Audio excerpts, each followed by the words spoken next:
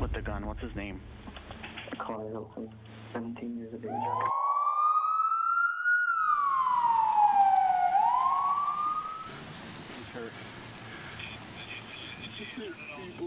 There are crimes that shock you because of what happened, and there are crimes that disturb you because of what they make you question. This is one of those cases. Because here, the hardest question is not just what happened, but why it happened at all. A quiet suburban house, a normal evening, friends coming over just before Christmas, and then, within minutes, everything breaks. 2 young men are lying on the floor, both shot in the head. One of them will die, the other will survive. But his life will never be the same, and the person who pulled the trigger is not a stranger, not an enemy, but a friend. It's just before 9 p.m. on December the 23rd, 2023, when police arrive at a house in Friendswood, Texas. They don't know what they're walking into, but almost immediately they see the bodies. Ethan Riley, Benjamin Bleak, both have been shot in the head. Inside the same house, they also find the person who called 911, Connor Hilton, 17 years old, alive, calm, and already in the center of something that no one can fully understand. At first, Connor tells police it was self-defense. Then, it was an accident. But very quickly, that story starts to fall apart. In the interrogation room, something shifts, and Connor begins to speak more openly. I don't know, but I heard it. He admits something that changes everything. He says he had been thinking about this. Not about Ethan. Not about Ben. Just about killing. He says he had invited a group of friends over. Anyone could have been there. Ethan and Ben were simply the ones who showed up. And one more detail makes this even harder to process. Another boy was in the house that night, but he went to the bathroom almost immediately after arriving. He survived. Not because of anything he did, just by chance. And this is the first moment where the case becomes deeply uncomfortable. Because this wasn't about a fight. It wasn't about revenge. It wasn't even personal. It feels random, and at the same time, not random at all. Connor tells investigators something else, something that, to me, is one of the most important pieces in this entire case. He says he had been having suicidal and homicidal thoughts for some time, and he never told anyone. And this is where I want to pause for a second, because this is the moment where, in my opinion, the case stops being simple. It's very easy to look at what happened and say, he's just evil. But when you hear that, a 17-year-old was walking around with thoughts like that and nobody knew. Then the question becomes different. Not only what he did, but also, how did he get there? Connor's parents say they never saw this coming. They describe him as calm, kind, easygoing. The kind of kid you would never expect this from. And honestly, that's something we hear in a lot of cases. But here, there are details that make that harder to accept. Because according to investigators, Connor had been increasingly interested in violent content. He watched videos about murder. He talked about wanting to leave a legacy. And at one point, he even made comments about killing. Now here's where I want to be very clear. For me personally, this does not automatically mean he was some kind of hidden monster. To me, it looks more like something else. A teenager who was experiencing something intense inside himself and simply didn't know what to do with it. And more importantly, had no one he could truly talk to about it. Because when you look at this case closely, you start to notice a pattern, not just in Connor, but around him. There were warning signs, there were changes, there were behaviors that, at the very least, should have raised questions. And yet, nothing happened. No intervention, no serious conversations, no real control. And one detail stands out more than anything else. There was a gun in that house, and I want to talk about that. Because this is not just about Connor anymore, this is about something bigger. In the United States, having a firearm at home is considered normal by many people. It's often justified as protection. But when you actually look at the numbers, a different picture starts to appear. According to public health data, tens of thousands of people die each year from firearms in the US. And what many people don't realize is this: firearm suicides alone exceed firearm homicides. That means the danger is not only outside the home, it's very often inside it. And when you place a weapon into an environment with teenagers, with emotional instability, with possible mental health issues, you are not just creating protection, you are creating risk.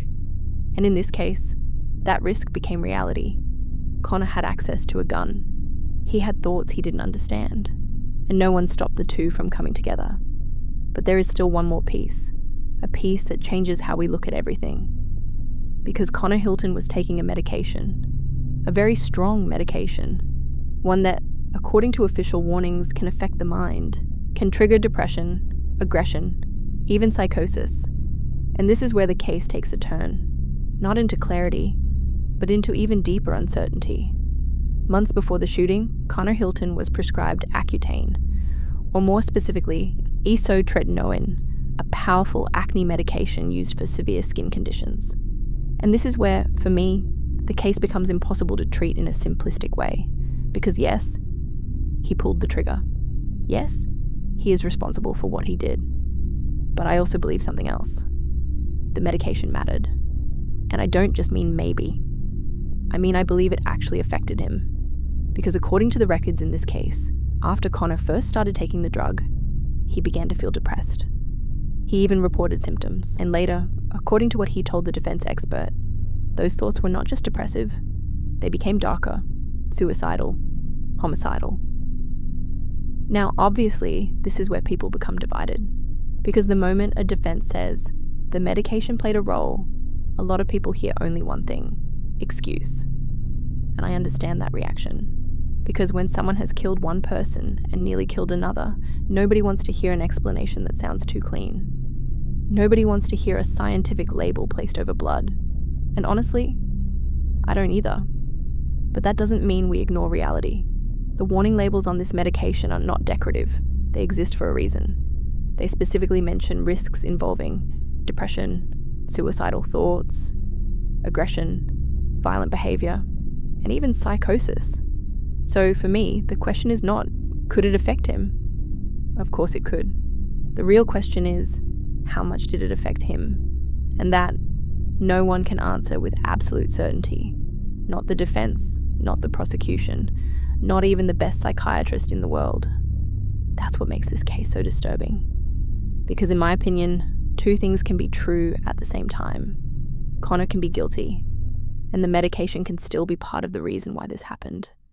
These things do not cancel each other out. And I think that is where a lot of people make a mistake. They think if you admit the medication played a role, then somehow you are defending him. No. You are trying to understand the full mechanism of how something this horrifying became possible. And that matters, because if we refuse to ask why, we guarantee that something similar will happen again. According to Connor, when he first stopped taking the medication, the violent thoughts faded. Then later, because his skin condition became painful again, he went back on it, and the thoughts returned. That pattern, to me, is not something you just dismiss. It doesn't prove everything, but it proves enough to take seriously. And frankly, I think not taking that seriously would be irresponsible. Especially because what happened here doesn't look like a classic revenge killing. It doesn't look like a personal obsession with Ethan or Ben. It doesn't even look like some long, carefully built hatred. And this is something I want to say very clearly. I do not personally believe this was some deeply organized master plan. I don't. I know the prosecution leaned into the idea that he had been thinking about killing, that he had violent content online, that he had made disturbing comments before. And yes, that all matters. But for me, that does not automatically mean there was some cold, fully formed, hidden script in his head. To me, it looks different. It looks more like a teenager whose mind was becoming darker and darker over time, who was consuming violent material, who had access to a gun, who was becoming more psychologically unstable, and then at some point, collapsed into action. Not because he sat down and built some elegant murder plan, but because something in him was escalating, and no one stopped it. That, to me, is far more believable, And honestly, far more frightening. Because if that's true, then this wasn't only about evil. It was also about failure. Adult failure, family failure, system failure. And this is where I become very critical of Connor's parents, because I do not think this case can be discussed honestly without saying that the adults around him failed him badly. And I'm not saying that to be dramatic. I'm saying it because the facts point there. His mother bought the gun. Whether she bought it for herself, for the house, or for protection, the result is the same. A teenager had access to a deadly weapon. And not just any teenager. A teenager who, according to the same case, was isolating himself, posting disturbing things, consuming violent material, showing fascination with murder, and emotionally changing over time. And somehow that still did not trigger serious intervention. That is a massive failure. And this is the part that genuinely bothers me. Because in the interviews, his mother does not come across as someone who truly understood the danger early enough. She comes across, to me, like someone who ignored too much. And I think that matters. Because sometimes people imagine parenting as only food, school, clothes, and routine. But parenting is also watching for changes, listening for warning signs, asking uncomfortable questions, and stepping in before disaster happens. That is part of the job. And in this case, I do not believe that happened. I also think this case raises a much bigger issue that goes far beyond Connor Hilton. And that is this: why are firearms so normalized inside family homes in America? That is something I genuinely struggle to understand. Because every time a case like this happens, the same pattern appears. A young person is unstable, angry, depressed, impulsive, overwhelmed. And the gun is simply there, already available, already loaded into the possibility of disaster. And statistically, this is not some rare abstract fear. Research has consistently shown that access to firearms in the home increases the risk of both suicide and homicide, especially among adolescents and young adults. So when people say, well, it's for protection, I think the honest question should be, protection from whom? Because sometimes the greatest danger is not an intruder outside the house. Sometimes it's a crisis already living inside it.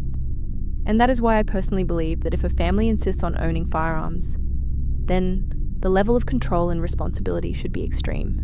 Not symbolic, not casual, not we trust him, extreme. Locked access, constant supervision, psychological re-evaluation, immediate removal if warning signs appear. Anything less is negligence. And in some cases, tragedy waiting for a date.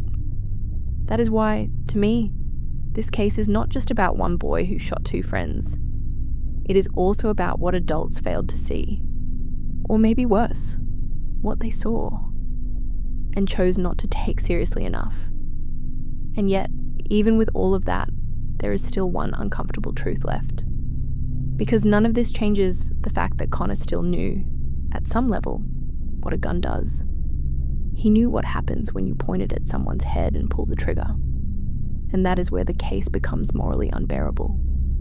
Because even if the medication played a role, even if the adults failed, even if his mind was not functioning normally, someone still died, and someone else has to live with the memory of surviving it.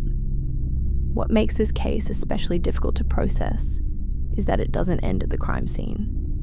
Because for Ethan Riley's family, that night ended in death.